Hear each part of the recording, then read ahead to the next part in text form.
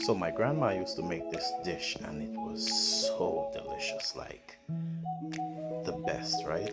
So all she used to do is she used to take random chicken, put seasoning on there, put curry in on there, you know, just mix all that up with some oil, and she just mix it, and she'd put this thing called pimento. She'd put some pimento in there, put it in a pot, and a little bit of seasoning, a little bit of vegetables, and it just comes out deliciously good.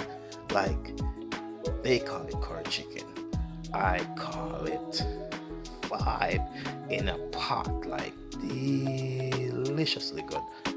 Simmer down and you serve it with some rice, and it's so good, so good.